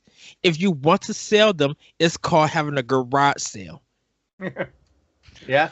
Well, yeah, I agree with that for the most part. I mean, I think if you want to get rid of an old game that you don't play anymore, GameStop's a great place for that. Yeah. I think that's mostly what I use GameStop for. I take all the old Right. games that I've just played to the death and that I'm not going to play anymore. I know that I'm not going to play anymore, and I use them for trading credit. hmm Granted, it gets me maybe $10-20 towards my next game, but hey, that's $10-20 I don't have to spend on a $60 to $80 title. But and the weird thing that you say that, and that's good that you say that, Dylan, is that the decreasing value Yeah. Even though you spent 60 when it first came out, it was value at that time because it was a new property. It was a new Right. game coming out. How long that $60 value stands with you as a consumer is going to be up to you. I don't trade in my games because I feel like I'd rather- people. Oh, go ahead. I feel like people don't understand that. Just I find this a lot, especially working at Radio Shack. Is like Mhm. people don't understand that when they purchase something, it's just like when you buy a new car, when you buy a fucking Right. It house, devalues. whatever. As soon as you take that thing out of my door, it's like you might have spent $150, okay, on your brand new telephone. Excuse All me. right. As soon as you walk out my door, that phone is worth $50. All right. Like it's just that's how it is. Nobody's gonna buy that phone because it's not brand new in a box. Okay. It's just that's how it is. As soon as you take that game out GameStop's door, it is no longer $60. All right. But it still can be $60 if To you are. you. No, real quick, it still could be $60 if you're a collector who could No, I keep that agree with- game, who could keep that game in good condition, and Absolutely. you want to sell it. So if And it's I a limit, agree with Eddie on this. If- Like Yeah. GameStop has something they need to leverage more, Mhm. which is all the retro games they've taken in for the last 20 years. Yeah. And you can get them online, but you cannot get them in their stores. Yeah. and I agree with you, Dylan, that once it leaves the store, it starts to be a deep value to it. Right. It just depends on who is the person buying it because Absolutely. with collector's editions, retro games, stuff like that, those hold their value. That's why I Yeah. never have a problem buying a collector's edition, because if I buy a collector's edition, I might not get the 150 I put into it, Mhm. but I'll get 110. You know what I'm saying? If I'm not going to sell it back to GameStop, I'll get $20 at GameStop, but if I sell Right. it to another collector, or if I hold on to it for 4 or 5 years, hey, because there's now going to it's be $200. right, because there's going to be people looking for that copy of the game. If you could talk about a game that just comes up in for some unknown reason, it comes up and people just like, I'm so interested in playing this game, and it's not digital, you can't find it nowhere. You're going to be looking online, looking at eBay, GameStop, Oh yeah, my Amazon. copy and of some Twilight Princess that I bought for $40 that comes with the amiibo. Mhm. All right, I could resell on eBay right now for $150. and somebody will buy it. Somebody Because Yeah, they don't- eBay that- eBay is crazy. Right, because that print is not there. Like when I bought Xenoblade Chronicles for Wii, I paid the $50 that they were charging for it. GameStop emailed me, was just like, we want to see if you would like to trade this in. You'll get like some kind of credit, and then seeing used copies for $80, and it was just like, no. To me, I'm like, I pre-ordered this game. This is a special edition to me. That when people laughed at this game, now everybody wants it. You're It's talking about that, Xenoblade Chronicles 2? no, No, the first one. the one on Wii. Oh, The one that was exclusive to GameStop. Mhm. Yeah, that if anybody wanted that game, That was you like needed to- $100. Yeah. It was 50 when it came out because Right. But it went up to like 80 to 100. yeah. They Right. was charging more because it was such a limited quantity of And then games. GameStop redid it and they re-released it. Right, because people wanted to buy that game, Right. And it was just like the game that you guys made a petition out to get this game to come to Wii. It worked. So why is nobody pre-ordering this game? Because when they said pre-orders are open now, I was at GameStop day one pre-ordering that game, making sure I could go get my copy. Because the thing about it is that when I go into GameStop, I know you guys are the only ones that's going to sell it. It's not going to be enough copies that's going to be sold. So I'd rather have my guaranteed copy there. So, Right. but for GameStop trying to sell this business and stuff, it's just weird that I'm like, you guys still make enough money. You still make enough product when used games, when people outright purchase them or use credit and stuff, money is going back to them. So, and I think players, or like I said, consumers really, they just are upset with the program because they're not getting cash back.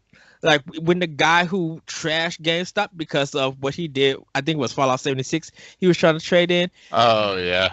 He should know. You people, I have always said this, and Dylan, you probably could. I feel like that's a little different, but yeah. Well, yeah. but you're going to understand what I mean. When you buy something and you want to return it in the condition that the store says that it needs to be in, and have your receipt. Or That- buy like the warranty fucking thing for $3. Yes. Like Yes. it's $3. I tell that to people all the time. People buy cell phones constantly. I'm like, dude, if you spend $7, all right, and nobody like, there's people that are just like, no. Like, I once had a guy buy Galaxy S7 when they were brand new. Fucking, it was $50, covered you head to toe. All right, like, drop it, break it, whatever. Bring it back into me. I switch you out, no problem. You're done. Guy would not. He was like, nope, not gonna do it. Went by a case, nothing. Right. Got him activated. He walked out my door, tripped on the fucking cement, Oh wow. shattered his phone, and demanded a refund. We were there for like 3 hours. I had to call the cops on him. Yeah. Yeah. I was like, dude, I told you to spend the $50. Like, I don't know what more you want from me. All right. And that's, I think that's the thing people are got upset with GameStop. It's like that return trade policy, and now they feel like, well, this is falling back on them. I'm like, well, if they even didn't start this policy, they still wouldn't be in no trouble. I'm like, you guys would be stuck with games and complaining that you can't get nothing for them.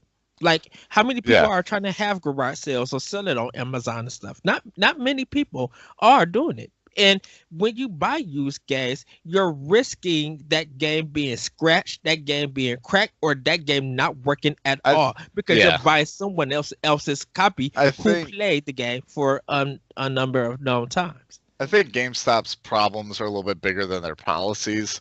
You know, I think it's Right. just, you know, they overextended themselves. There's a lot of GameStops all over the place. Mm-hmm. You know, That's profit the main margins, issue.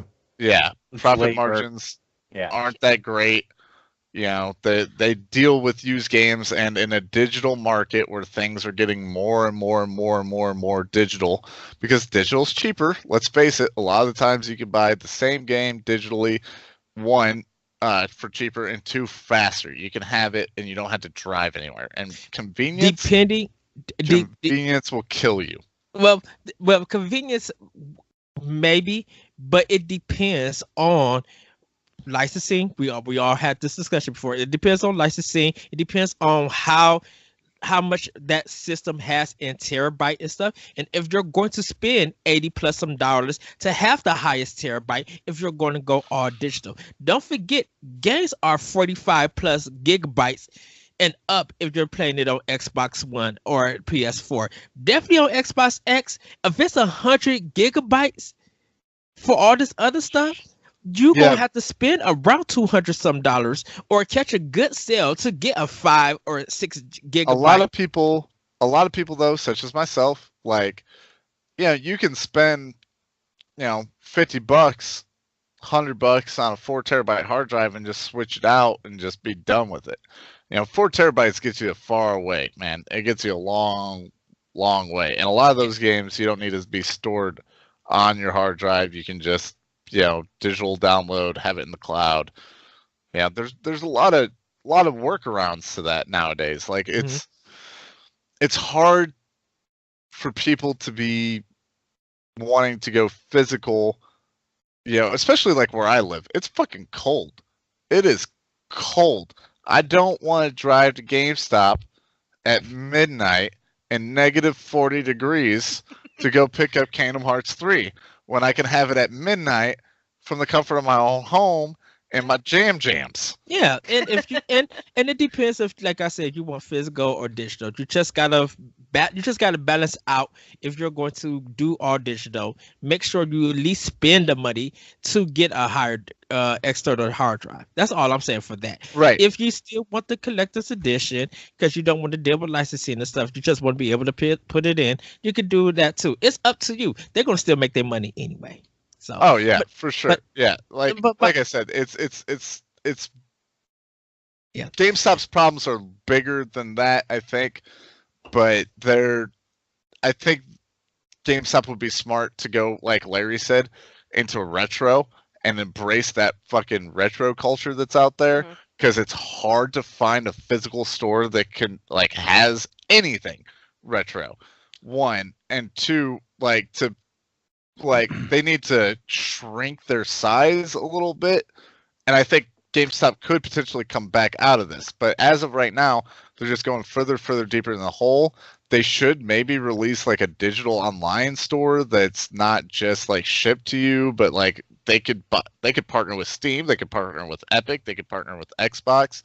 Maybe be like, hey, like if you buy the GameStop version, you get this pre-order bonus, like digitally.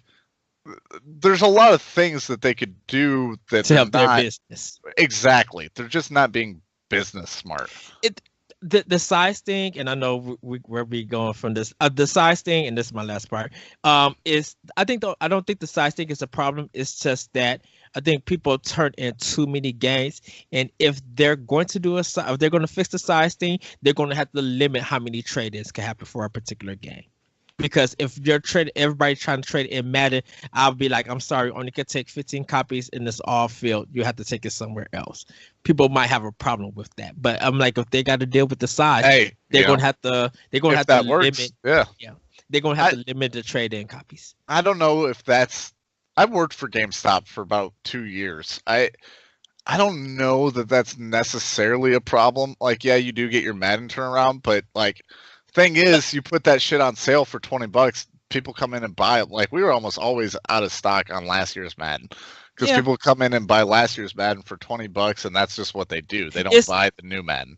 And that's why I say if it's a space thing, you know, if you wanted to reduce the space, you got to reduce the trading, because if you're trying to save space and money, there's going to be something you have to take away from that. You have to. I just think that there's a lot of stores in proximity. Radio Shack has the same problem. I'm talking about stores. Yeah, stores themselves. There's a lot of too many stores in stores. proximity of each other, and they're competing against themselves. That I agree. Yes. You know, like I've got 3 Radio Shacks within 15 miles. I mean, not Radio Shacks, 3 GameStops within 15 miles of me. Mm-hmm. And that's, I go to one. I don't need the other 2. Just guess what? Like you said, convenience. Yeah. Gotcha. Got you what you want. Well, I'm going to throw a little wrench into this because I don't know what you guys have in your areas, but do you guys have any other competing stores like GameStop where you can resell old games? And okay, I have a disc replay that I go to mainly over GameStop because they are better. Well, because you guys brought up the whole classic, we have something down where I live called V-Stock, and there's a lot of classic. I mean, you can find some pretty rare titles. I mean, we're talking everything from even Atari 2600 games, Intellivision games. You know, so we're talking some of the old hardware. So, but they also sell other stuff like records, books, a little do it all. They're like a whole media store. So you know, I think that's, at least down by us, that's taking GameStop's competition, and we're seeing a lot of the GameStops going or leaving because that's where we do all our shopping, as opposed to GameStop, even for new copies of games, because we can get them through them as well. So I was just wondering. I was just throwing that out there because I don't know what it is where you guys are at. So I know, guys, I gotta interrupt just for a second. Yeah, I gotta get going. No problem. It's a little late for me. So I appreciate it. I hope you guys have a good night. Enjoy the rest of the podcast. Thanks for tuning in. Blah blah blah blah blah blah blah. This is Dylan, and I am out. Good luck, guys. See you later. Look forward to listening to it. So take it easy.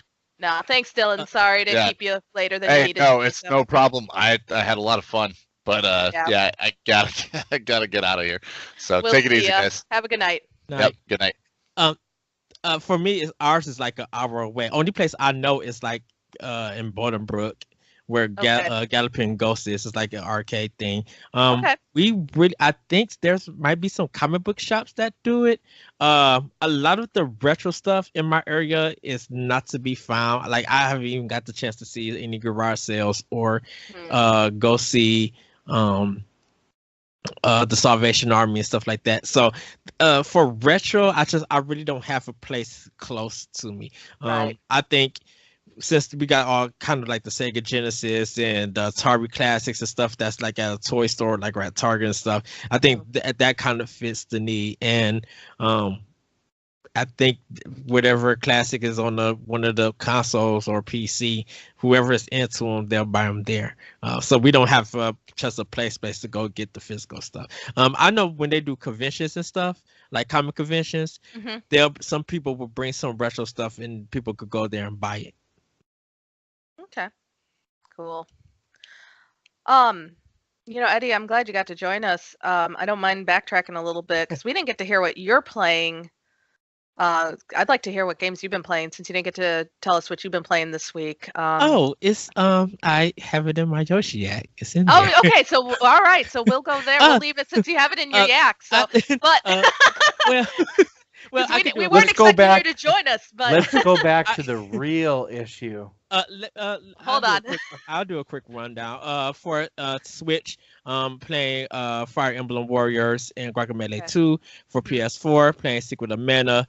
I just picked up Tomb Raider Definitive Edition. I beat it before already, but it was only $6 on PS4s, and plus I got Rise, so I'm just like, you know what, I'll just try to get the collection. It'll be something fun and quick. Try to get some trophies there.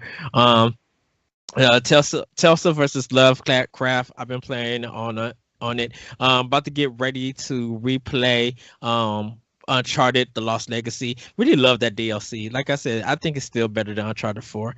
But with Xbox One, I beat Seasons After Fall 100%, so I'm playing that. Far Cry 5, Resident Evil 2. I just picked up Kingdom Hearts, so by the time when I said it at that time, because I thought I wasn't gonna be on the show, I didn't have Kingdom Hearts 3 yet, but I did pick it up for PS4. Sweet. I can see Far Cry 5. Nice. I need to start Celeste. I haven't started up because I hear people keep talking about it, but I haven't played it. Also pre-ordered my limited run copy of Iconoclast with Nintendo Switch. I love that game. Finally got it. Yeah. Yeah, I finally got it. They still had it. You've been talking about it for like 3 years, so. Well, it's I didn't know they was going. I have it on PS4, like I said, but I know when they mentioned it, I just didn't have time to buy it at that time. But they would still had to open, so I pre-ordered it there. But that's pretty much what I've been playing, and I'll be jumping into a lot. A lot to talk about next week. I'm waiting for it. And I did do the Anthem demo. So you guys can listen to that. That on the Yoshi Yak. But I do plan on getting on Anthem Crackdown 3. And Days Gone. I'm skipping Metro Exodus because Metro Exodus.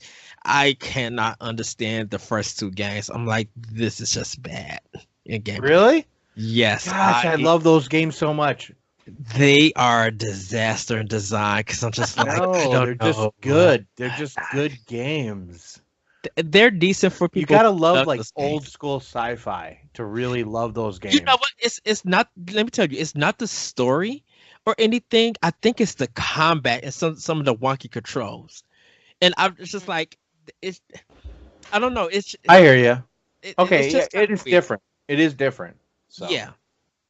But I mean, Metro Exodus looks fun. It's just that I'm skipping it because I already got some other games online. There's a lot to play. Yeah. So cool. Well, what else did you guys want to talk about? Especially you, Eddie, since now you're here. I mean, I know you got your yak, but if there was anything else you wanted to talk with us here, Josh. When you guys listen to Yoshi Jack, I talked about games as a service demos on how they are handled. And I put it out there, like when you guys listen to the episode, kind of get your guys' thoughts about it. But I really kind of wanted to hear a rebuttal from the last Yoshi Jack. I know me and you talked, Kathleen. I was going to say this. Kathleen, it's your time to shine. I'm the host today, so no, I can't talk. No, I'm kidding. I mean, No. we definitely came to an understanding. We had, No, I think we had some disagreements at that, but I think we came to a better understanding on what was said. And like I said, in the Yoshi Jack, I wasn't downplaying Fortnite players. It was just like it's time. The reason why I felt like it was time for people to move on for Fortnite is that let's see you carry that Fortnite skill to something like Mega Man. Mega Man is straight platforming. A lot of people do a lot of jumping in Fortnite and building stuff. So if they and shooting. So if they got that platforming building kind of skill, they should be able to go through and make a Mega game. I don't think a lot of people would. And I wasn't calling you out on anything. I was just no. It was just like if you're good at Fortnite, play Mega Man. Use those skills and see, because even though they're two different games, they still share the same mechanic. You should be able to jump, dodge, hide, figure out stuff, and go in not knowing anything. And don't rely on no strategy guide. Don't rely on no advice from friends and stuff. Play the game and die and lose life. Be challenged, because I feel like Fortnite plays it safe, and you might get a good skill set in Fortnite, but Mega Man is going to elevate your skill, because it's going to be like you jump from Fortnite to Mega Man, and then you use Mega Man back to Fortnite. You're going to be like, oh my goodness, my skill is different.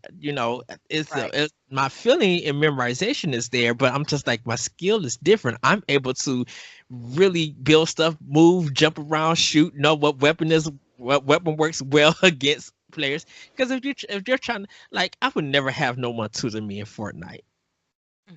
Like, I feel like you don't need a tutor in Fortnite. A place is just a place. If you die and you came in 5th place, okay, yeah, good for you.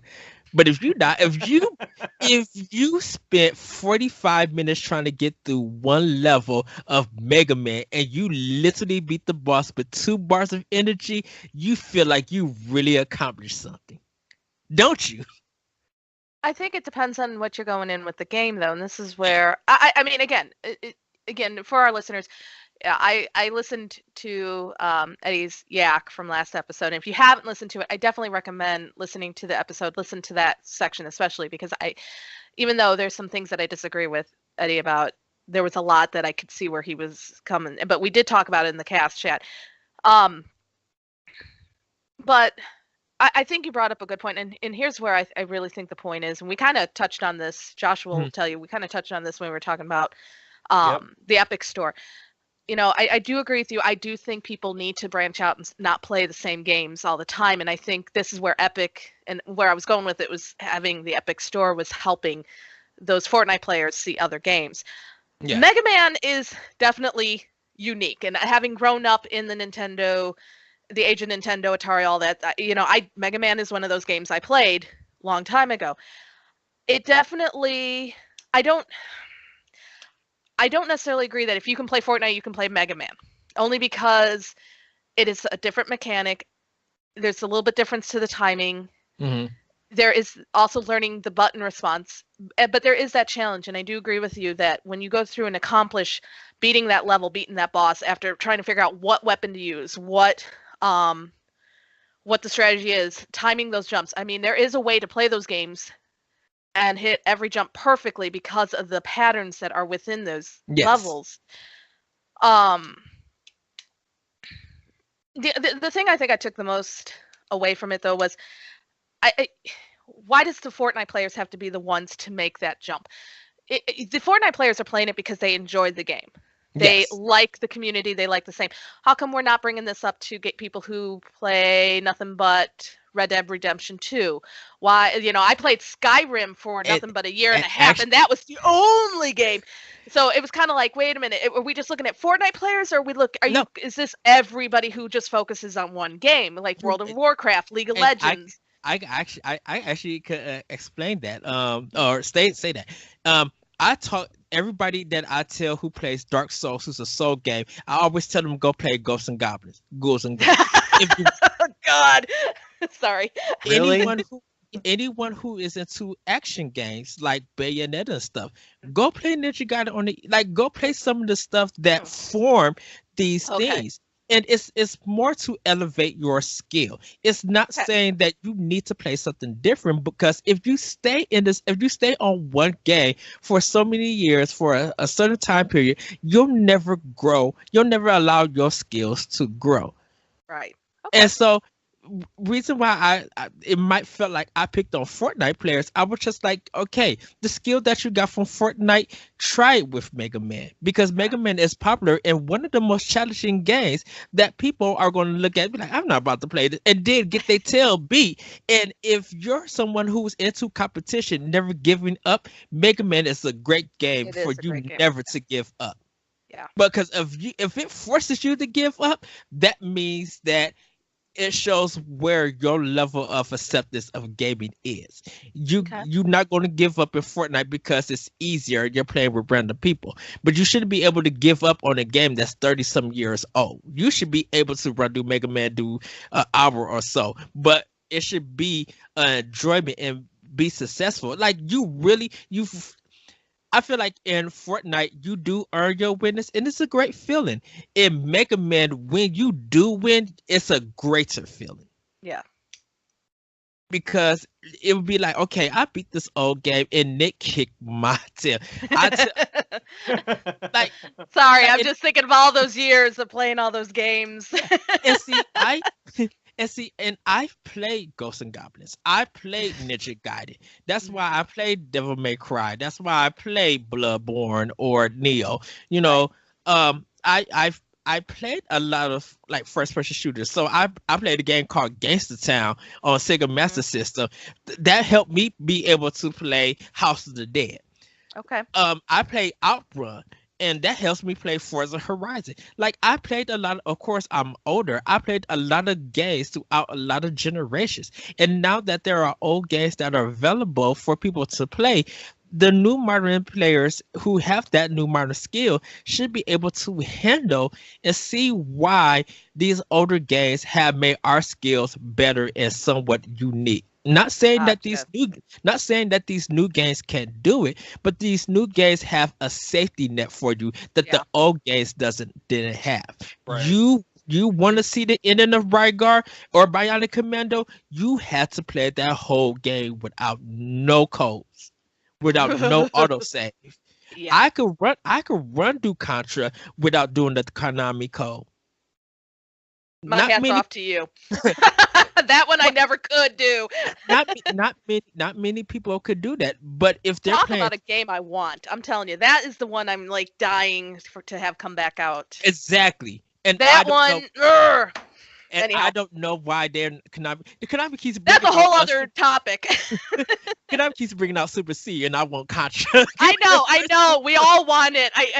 God, they'd have. Oh my God. Anyhow, that's a whole other topic for Yeah. another day. Where I'm not going to get on that one. But no, and it's like I said, initially it was kind of like, wait, what are you talking about with the Fortnite and the Mega Man? But as I thought about, especially even after our conversation, I started thinking more about it, and I think you're right. It's not so much that they should be able to play it and play it well. I think they should just experience it and understand that the mechanics that you use in these modern day games, they can apply to these older games, and how you can utilize the differences in the gameplay to better like you said, better your skills as a gamer. And I think that's why as an older person, I think it surprises these kids at how well I play these modern games, but they don't think about how I've been playing games since the Atari 2600. I've been playing games since the Intellivision. So, and I've seen the birth of Nintendo. I've seen the birth of the Sega. I've seen Right. the rise, and Josh too. We've seen this rise and seen how these games have evolved.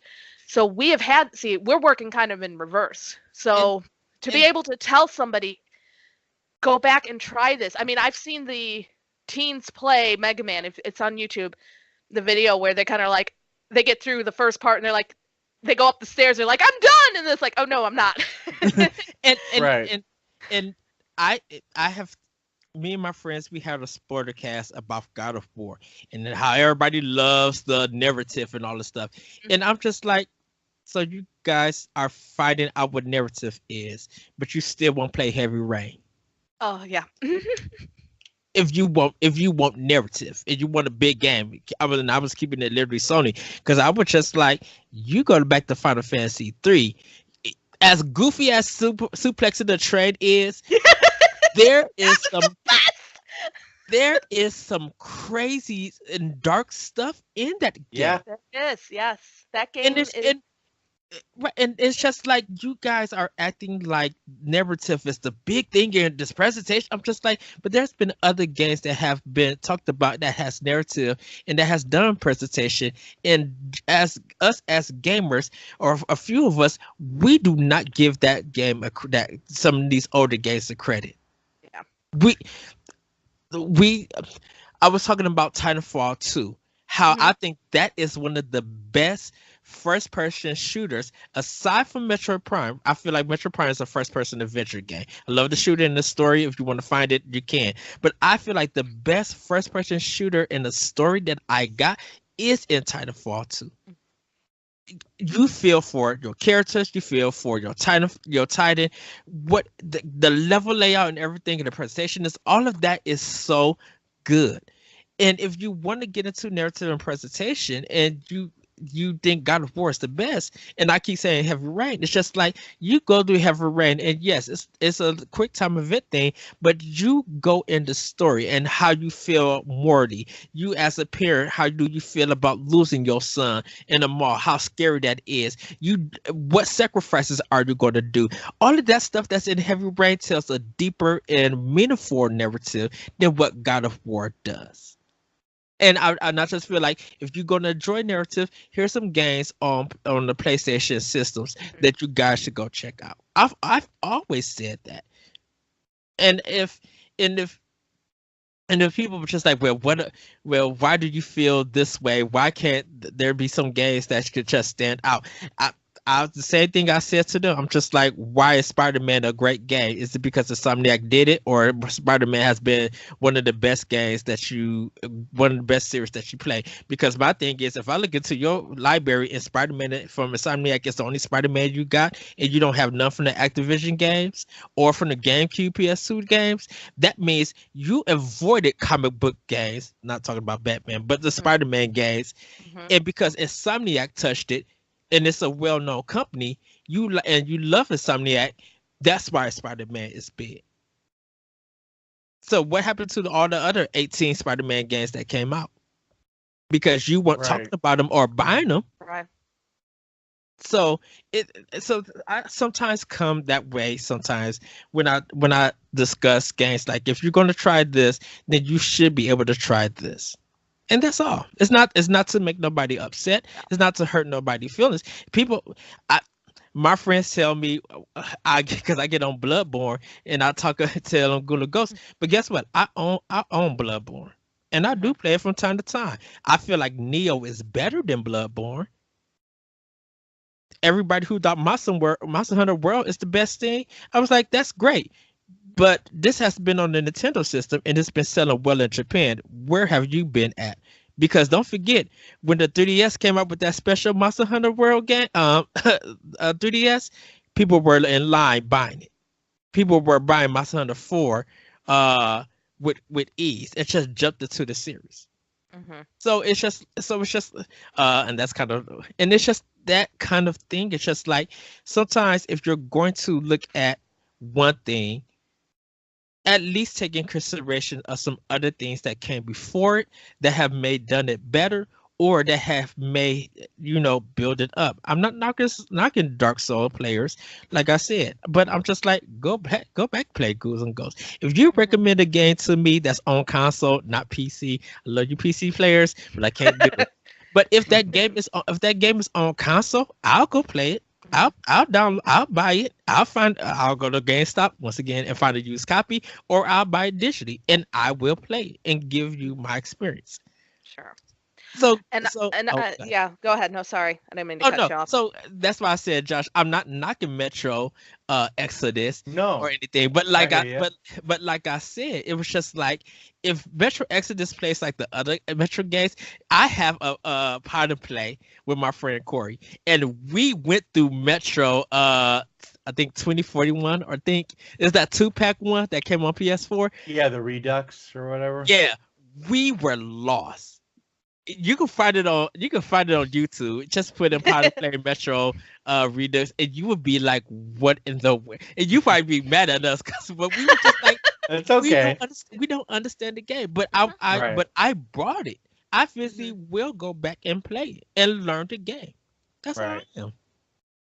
And what I wanted to point out is I think this rings true. And I did read your optional opinion that you posted today, the how do I know? So I want to give a shout out. If for any of our listeners, definitely Eddie, where can they find it? Because I definitely would like to recommend for more discussion on this, because it was a really good piece. I did read it. So it's at ngrradio.com. This week's optional opinion is called how niche to know you. So it's a play on how nice to know you, and it's talking about the niche games in the market. How some stuff started small, or it started, they were for a certain fan base that appealed to them, but now it's grown to something bigger and better. Yeah. So if you look at something like PUBG and how that was started small, and then it grew up to start this kind of genre of battle royale games. It's doing that thing. So I have by the time you guys hear this episode and see this, there's a blog called on how do I know if it's for me. The title is actually a play on Whitney Houston's "How Do I Know If He Really Loves Me." He really loves me. Yeah. Oh, sorry. So love Whitney Houston. Sorry. So I played. I talk about how I was as a kid, and why fighting games, to see if you're gonna like them or not. This why that niche market is so, it grows to what it grows, is that sometimes you find stuff that's unexpected. So I'll talk about that, so you guys can check that out. It's on NGR Radio. You guys, it's a whole week of stuff, and then I'll be doing a option opinion for it Saturday, February 2nd. But listen to us. Don't forget to listen to us. I saw that. I saw your post on Facebook, and I think it was very applicable to what we had talked about, and that's what got me thinking again. Right. Revisiting your yak and revisiting my initial opinion to where I was able to, like, okay, I see where you're going with it. So, I definitely want to recommend that to our listeners for a good read. Yes. So, cool. What was that? It's all in positivity. Was there anything else in the news that you guys wanted to talk about that you guys can think about? I don't think so, honestly. But if Eddie has something. Yeah. Besides THQ needs to just go ahead and announce Darksiders for I saw that, yeah. Switch. It's not I was actually thinking about this. I'm like, look, it's Darksiders. Can you explain what happened to our listeners who maybe don't know what's going on? Okay, so there was a tweet out about THQ putting Darksiders on Nintendo Switch. It got taken down, and then recently there was a video that got released on their website. Someone caught it, and it announced that Darksiders was coming to Nintendo Switch. So everybody's thinking that Darksiders 1 and Darksiders 2 Definitive Edition is going to come to Switch, but everybody I think they're going to bring all 3 games to Nintendo Switch. Okay. So that's pretty much it. And I know you kind of mentioned the Anthem. We were talking a little bit about that when you joined us, about the Anthem demo controversy. Did you say you played it, or are you just not going to play it? I played it. I played the demo. So, did you have any issues, or because I know we were talking a little bit about some of the issues people were having logging in? Yeah, I was able to get into the game to do the town part, but when I tried to load into a mission, that loading screen did not happen. I did get into the mission. I did get into the mission once. I think I was able to do 2. I was able to do 2 missions. On different days and stuff, but that was all I was able to do. I wasn't able to get my character level up or play anything else. So it was when you guys hear the Yoshiyak, you'll hear my opinion more about that. But yeah, that was pretty much all that I was able to do. And so, and I think I know me and my friends was talking about this Arsenal X. Mhm. We were talking about how apology for a game should be done in a sense. Right. And what Takashi did for Nintendo about Metroid Prime 4 Mhm. made people really happy that he came out, he apologized. Mhm. Producer who overlooked games came Mhm. out and apologized and did it, it's a very Japanese thing. People could read about it. They Mhm. came out, he came out, apologized, did this video, and everybody was happy now to know Right. that Retro was doing it. What BioWare did was it was too late to write that kind of apology. Right. You wrote it and everything, but you put it out too late, and you didn't Right. you didn't do a video like Nintendo did it. Right. The delay with Breath of the Wild still made people happy. It was good Mhm. to hear. We still remember how Iwata, how he took half of his, he took half of a cut for him Right. getting paid to, to say that, I apologize for the problems and stuff. So Nintendo got it right, and I think Yeah. us in the West, we still haven't got to where we would love to see you apologize and do a video if you want to. If you could do that, then yeah. So I just kind of wish that with the other thing that it wasn't a written thing to explain it. I would prefer that they had did a video and really explain stuff. To explain stuff. But I mean, Right. at least they did what they could do. I think it's a learning experience for BioWare. Um, and I would just say this. I feel like now, if you're going to do a game as a service demo, do never have no pre-orders attached to it. Just let everybody play it so you can know if it's going to work or not. Because if people have paid for this demo and this is what they got, getting a vinyl is not going to solve the problem. Okay. Well, anything else you guys want to talk about? I know we're getting kind of long on time, as Larry would say, but Yeah, long in the tooth. No, long in the tooth. yeah.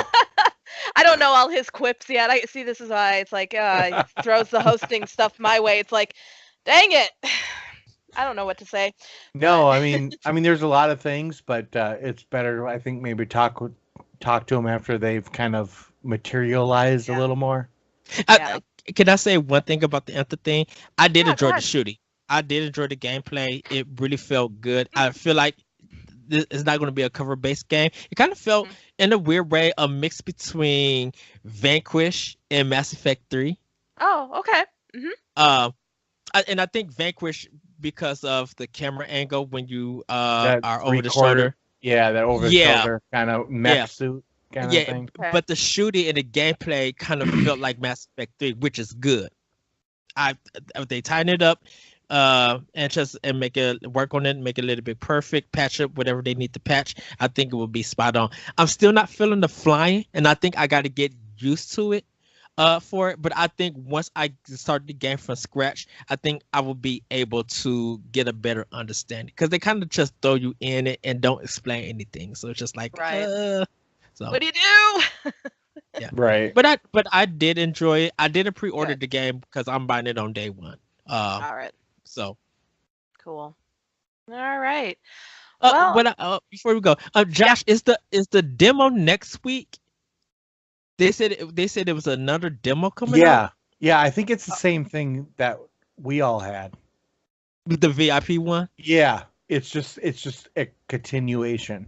Okay, but it's going to be next week, not this Yeah, week. yeah, I believe it is next week.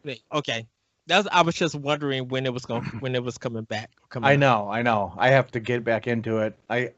I couldn't even really get it started, so Yeah. I only had a limited amount of time, and I couldn't get it going. So Same here. I just said, you know what, forget it. I'll wait. Yeah. And that's always frustrating. I so. know. Well, I think we're gonna end the episode there. So I want to just thank Josh and Eddie. Thank you so much for joining us, Eddie. We always appreciate having you here. Thank you, man. Definitely thanks to Dylan, who unfortunately had to leave us. And, shout out to Larry, who unfortunately couldn't join us tonight. Just want to remind everybody that, again, you can find these episodes every week on our home at Podbean. world11.podbean.com, all one word spelled out. Also check us out on Spotify, iTunes, Google Play. Again, check out our YouTube channel, which Josh and Larry have been doing a lot of work with. A lot of great content. Definitely check out the videos. A lot of variety too. And make sure to subscribe and hit the notification bell. Make sure to follow us here on our Twitch channel because you'll be seeing more streaming videos. Now that Josh has got his computer, we hope to get him on playing some of our more retro games. Yeah, I'm working on it. So so you're not always just seeing me playing video games, as much as I know y'all love seeing me, but I'd like to see more of others. Like us on Facebook and follow us on Twitter. So I think I got everything. And email us at world11podcast@gmail.com. We would love to hear what you guys have to say to our discussions. Give us some input on some of the questions that we ask on games that we play. We want to know more about you guys in the community that hear us and listen to us and watch us. And I agree with Eddie. Even if you hate us, I want to hear what you hate. I want to hear what you hate. Yeah. I don't want to know. I'm fragile. I feed off it. During the week. Not me. I'm fragile. I can't even stay on the screen sometimes. But anyhow, all right. Well, we hope you have a great week. We appreciate you listening, and everybody say good night. Bye, Good night. everybody. Good night. And as Larry would say, peace.